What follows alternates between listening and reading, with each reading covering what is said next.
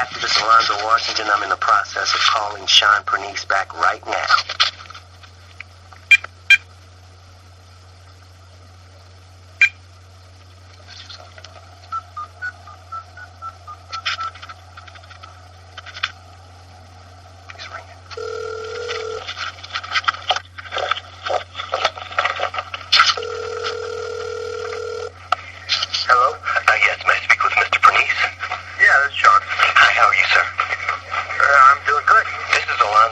I was returning your call. Alonzo, hey, I saw, did you do a comment at the pitch about me? No, I never made a comment about you on the pitch. Okay, I saw a pitch. It said something about Washington, and I thought it was you, so I was like, I gotta call him and thank him, but... I need to see what they said. I mean, what now, I've done some blogs about, is this Shon Pernice, the firefighter?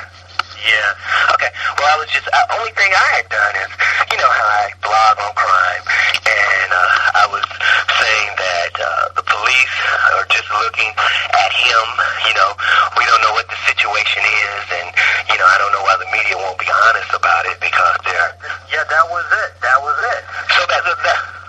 So what did they say? I never even knew what they said.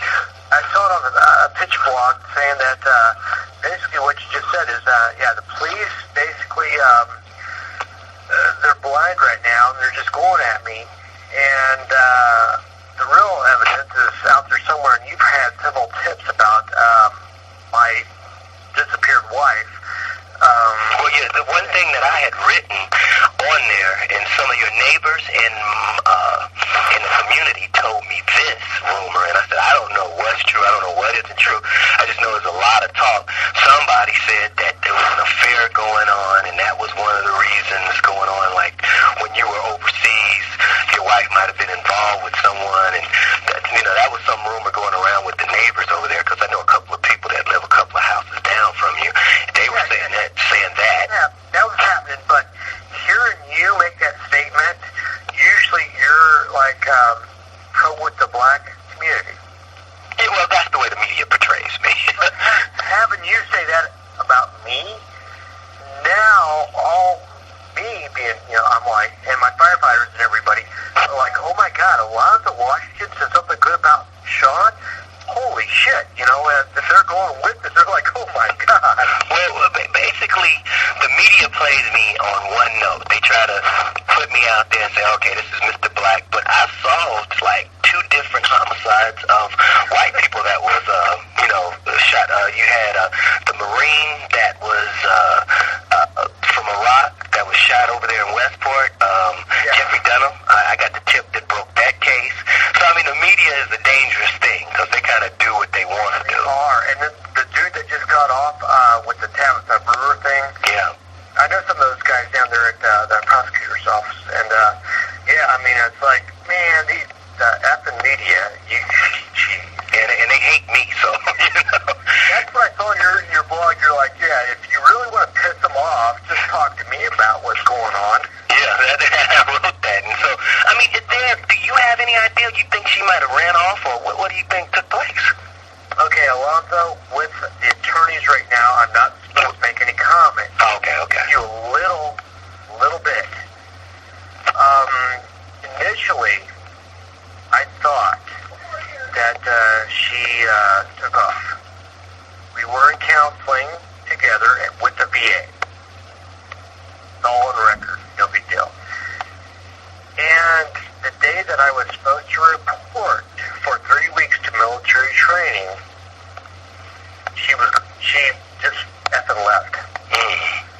So initially I thought that she was doing this to jack with me, or she was with her parents. Her parents have property freaking everywhere in Missouri. They're you know, hip pocket rich.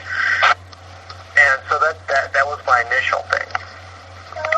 Now that it's been 3 months, I'm actually gut-wrenching, thinking that either she's got a rich-ass doctor boyfriend somewhere and she's happy, or she's dead.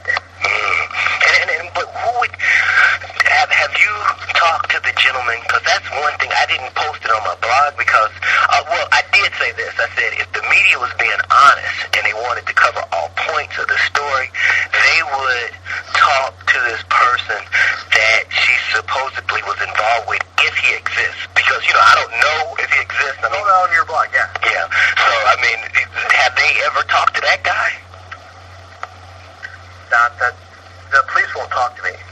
lawyered up. Yeah, yeah. I'm suspect number 1. Yeah, yeah. Yeah. So they may have, because they're not going to say anything. If they talk to him, they're not going to say anything. And like I'm saying, being an activist, I know my phone's tapped. I know yours is tapped because I know they're looking at you. So, pretty much, all I was saying when I was writing the blogs is that there's many facets to this case, and it could be the military thing. And, you're an easy mark because it's been a lot of military guys that have come back and killed their wives. Oh, shit, yeah. Especially down there in Atlanta, the 101st Airborne. Yeah, so that has happened. But then again, you do have this other thing that I know about that hasn't been in the press, but, this affair, and, maybe they got into it, or it could be, and I always said this from the beginning, it could be a runaway bride situation. So it's just like the Georgia one. Yeah, it's just a mystery, and it's one of those things that is taking place. So I don't want to have you break in anything that you got with attorneys. I want to ask you anything else, even though I'm curious. I'm just wondering, because I'm going to let you know this, and this is just so you will know it and your attorney will know it, that many people, and some of the tips that I got, people feel like you went into that fire station to get some chemicals to break down the contents of this body. So I think that going into that fire station is what it has the police looking at you real hard. So, I'm just letting you know. Yeah, it's a bad thing, but Mr. Washington, they can go into any hazmat station, and all that's really there is stuff basically to stop the spread of bad chemicals, basically like absorbing dikes and stuff like that. There's also foam. So it's nothing strong enough to break down any kind of body. Oh my God, no, we don't have shit like that in our stations. Hazmat 71 in Kansas City might, but in Independence at 5, oh my, I was stationed out there for at least 6 months. There's nothing in there to break down or acidic or anything like that. It's all to absorb anything chemical. Okay, well, what I'll do, Mr. Pernice, this is what I'll do for you, because like me, I'm just an activist in the community. I'm trying to do good things, and what I'll do that might, like I'm saying, I'm not trying to help. I'm just trying to be fair. I'm not trying to when I made those statements, it wasn't designed to hurt her family. It wasn't designed to hurt you. It was just stating what could be factual. There's many sides to it. If you want me to, I'll just, media people call me, I'll just say that, hey, Mr. Pernice let me know that he doesn't feel like, he feels like not enough people are being looked at, and I never went out so far to just say to the media that this other guy exists, but I'll say that, you're kind of concerned that nobody's, to your knowledge, you don't know if they're even looking at this other guy. Yeah, Mr. Washington, I was talking to my mom about you last night, and we were debating on calling you, and I'm like, oh my gosh, I mean, he is activist for African Americans, but he said this stuff about me, and I'm white. We were like, oh my gosh, this is a turning point. Well, what you got to realize that is that I'm not an activist just for African Americans. I'm an activist that what you got to realize is that on some levels the media is racist. So when it comes to covering me, all they want to cover is, okay, he's in here showing that, he's fighting this racial case here, or here's some black people that shot each other, but just like they'll promote more so that I solved the Precious Stowe case. But when I solved the case of a Marine that was white, only with the newspaper played it once, and Channel 4 played it once. And they really didn't want to highlight that this black so-called radical activist solved the murder case of a white Marine. And the